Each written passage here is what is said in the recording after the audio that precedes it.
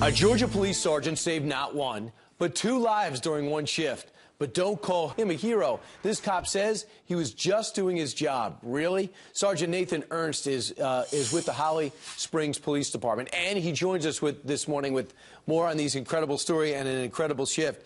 Sergeant, welcome. Good morning. Thank you. All right, if you could bring us through this day, and a lot of law enforcement people watch the show so they can really appreciate what you had to deal with. 6:30 you start your shift, correct, on Saturday? Yes, that's right. All right. Then what happens at 8:50? I was dispatched for an unresponsive male, possibly having an overdose. And what did you find when you got there? I arrived on the scene, and it was determined by witnesses and by the conditions he was presenting that he was experiencing an overdose by heroin and other contributing factors. So what did you do?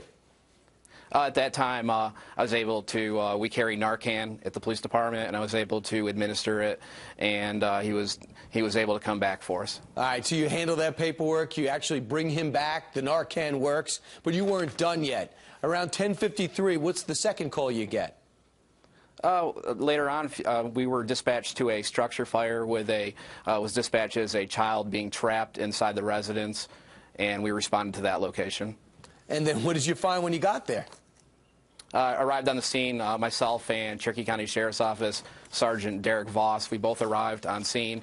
We got out of our cars. We heard females screaming in from inside the residence, noticed that the roof and door were engulfed with flames, and Sergeant Voss entered the residence first. I was right behind him, and when we got inside, we found a disabled woman bedridden in a hospital bed, and we knew we had to get her out.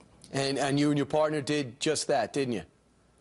That's right. Derek was able to get her legs, and I was able to get underneath her shoulder, and we carried her out of the house to a safe area. A family member says you're both heroes. Without them, I wouldn't have a family today. How does it make you feel?